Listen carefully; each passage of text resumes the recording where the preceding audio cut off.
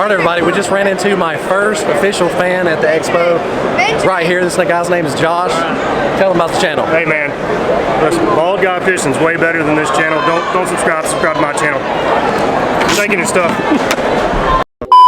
Alright guys, back at it, day 2 Bassmaster Classic. I have a few YouTubers over here, Country Cousin Greg, Larry Melton Jr, Fisher Yin, and today's question, we're going to be asking each one of them what they caught their PB bass on, what bait. So we're going to be giving you guys an idea of what you need to be using in 2022. So, Fisher Yin, Okay, it was a Strike King brush hog. It was my friend Fletcher who basically handed me a rod and he's like, throw this. And I did for like 10 minutes and then caught a 6-pounder. Brush hog, that's a good bait. Solid. Well, I broke my PB last Monday. Just had to let everybody know. 9-3 on a chatterbait. That's my favorite bait. Teach me. Chatterbait. All right. You won't believe it. It was a rooster. Let me stop playing. But it was it was a Magnum Zoom worm. The curly tail, 9 pounds, 7 ounce. 10-inch worm? That's a Magnum, right? Yeah. It was the one that was real thick. Yeah. All right, so this foot right here, this is a rabbit's foot. So me and Greg went and fished a tournament. I think I got that in the video. I ran over this rabbit on the way to the tournament about 3 o'clock in the morning, threw it in the bed of my truck. And when we got to the tournament, I put the foot in my pocket, and we both got one. Yeah. And it's been in his pocket. I have not washed these pants, and this foot has been in my pocket for the last about 4 or 5 months. So, but these are my lucky pants now, and I just met Bill Dance, and I got to talk to him and made a little video with him with this rabbit foot in my pocket. So I'm. Yeah. That's nasty. It's just fur. No, there's no bone. There's no.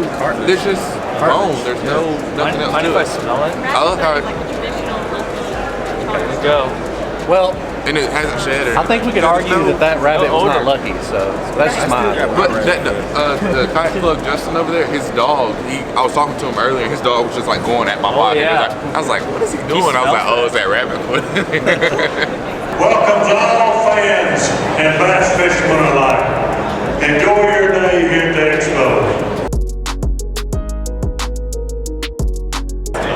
How you doing? Good to see you again. Hey, old boy, what you doing? I had a question for you. I'm doing a video. Okay. And, I was wanting to know what you caught your best bass, personal best. What lure? Well, okay. My personal best I caught in Tennessee, surprisingly. And I'll tell you, it's a sad day. It's the day Dale Earnhardt got killed. Yeah, sir. And I'll never forget it because it was a great day and then it was a sad day. But I was free falling, fishing on the edge of the creek channel and had brush on it. And I was free falling a spinnerbait. And caught the fish in 10 feet of water. And one thing I always learned, when you hang a fish, never continue to reel the fish if it's in brush. Right. You've got to allow the fish to swim.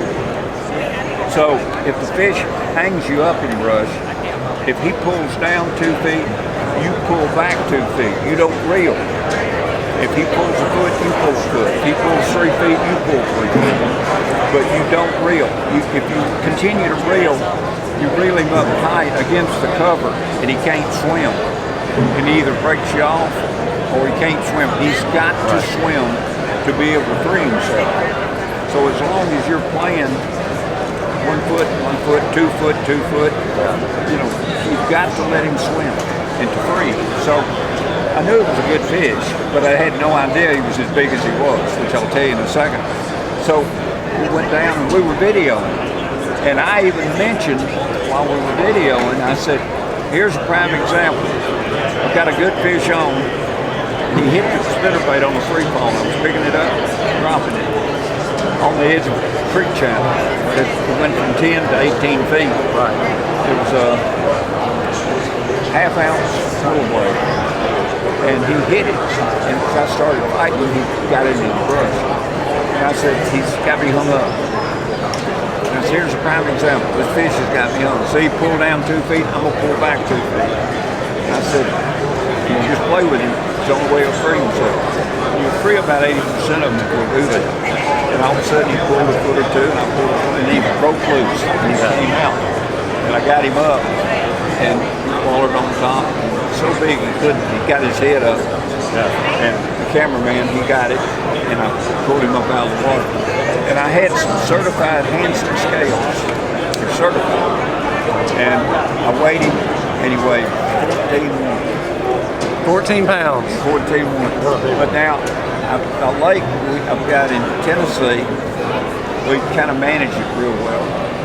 3 years ago, I caught a 14.2, but I caught it in a net. Oh. We were electroshocking the lake to see what we had. And a 12-pounder popped up, and I went, and the guy with me said, "On your right." And I went, "What?" And it was a 12-pounder laying right here on top of the water. And I turned to the right and I said, "Good night, look over here." And I netted this one. Yeah. So I caught him, but I caught him in a net. And we pulled him out of the water. And the guy that was doing the electroshocking, we weighed him when he weighed 14.2. Like the hat. And yeah. I got the same hat. Ah, you do? Yeah, I used to see you on TV. Thank you. Hang on, I'm gonna talk to you in a minute. Don't leave, don't leave. Stay. No, I'm gonna talk to you in a minute. But I'm sorry. You're good. But anyway, guys next door by the name of Frank Hall, they were commercial fishermen. And their son motioned to me one morning, me and my fishing buddy and I said, "Come here, you ever seen two big bass?" And I said, "Lordy mercy, never in my life." And he said, "We caught those in our nets at the mouth of the Ottawa River, which flows into the St. Johns River." And he said, "What I want to do here, I want you to look at it. And one weighed 15 pounds and one weighed 16 pounds.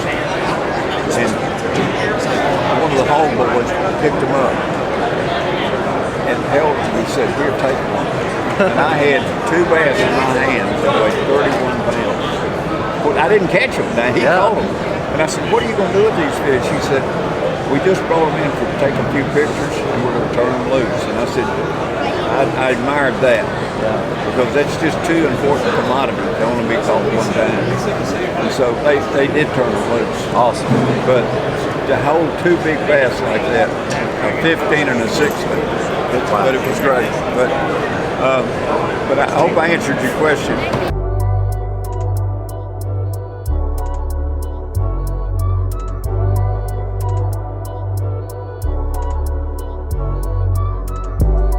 Hey, let's go.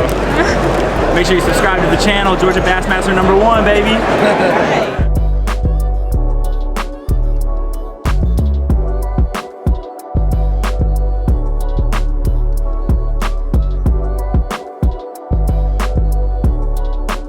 So, if you guys are looking for a bucket, come over here. How many buckets do you think that is? Like 5,000? Is that too high or too low? What do you think? Leave in the comments. I don't know. All right, everybody, officially leaving the Bassmaster Classic. Big thanks to the camera woman right here. If you guys enjoyed any of the B-roll or the shots, that was all because of her. Let me know if I need to hire her on the Georgia Bassmaster staff or not. But we have a 180-mile drive home. Until the next time, we'll see you guys on the next video.